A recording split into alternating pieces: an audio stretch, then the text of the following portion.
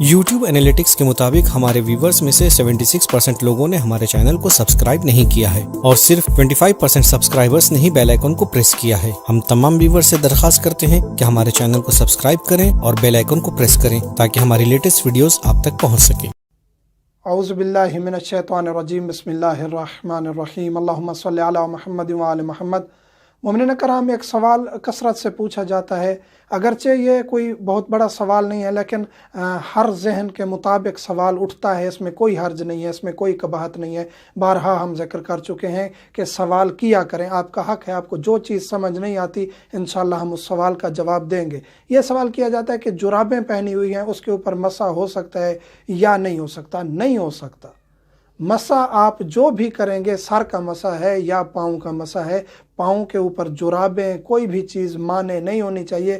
Direct پاؤں کے اوپر آپ کی ہتھیلی جائے اور تر ہو، ہتھیلی وضو کے پانی سے تر ہو، آپ اس کا مسح کریں۔ اور اسی طرح سر پر مکنا، ٹوپی جو بھی چیز ہے اس کو اتاریں گے، سر کے اوپر مسح کریں گے۔ بتا چکے ہیں کہ سر کے قریبی بالوں پر، جلد کے قریبی بالوں پر بھی مسح ہو جاتا ہے، ضروری نہیں ہے کہ جلد کے اوپر آپ ہاتھ کو رگڑیں، قریبی بالوں پر مسح ہو جاتا ہے۔ لیکن اگر کوئی چیز مانے ہے، جراب ہے، مکنا ہے، ٹوپی ہے، یا حتیٰ کہ اتنا آپ نے آئل لوشن لگا دیا کہ اس کی چکناہٹ ہے اوپر اور آپ کی تری جلد تک نہیں پہنچ رہی، تب بھی آپ کا مسح نہیں ہوگا اور آپ کا وضو درست نہیں ہے۔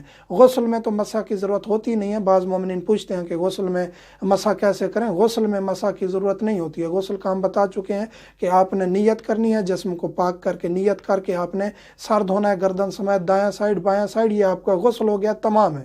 اس کے بعد نہ وضو کی ضرورت ہے نہ آپ کو مسح کی ضرورت ہے۔ واجب غسل ہے یا مستحب غسل ہے، اس کے بعد آپ کو وضو کی ضرورت نہیں، آپ نماز پڑھ سکتے ہیں۔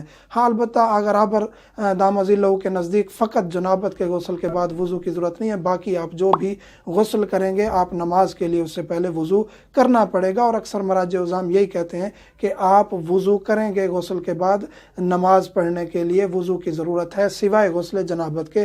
بعض مراجع کہتے ہیں کہ واجب غسل کے بعد وضو کی ضرورت نہیں ہے، بعض کہتے ہیں کہ کسی بھی واجب مستحب غسل کے بعد آپ کو وضو کی ضرورت نہیں ہے۔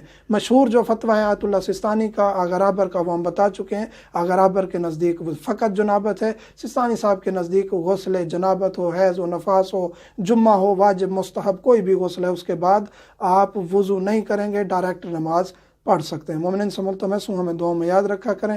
والحمدللہ رب العالمین۔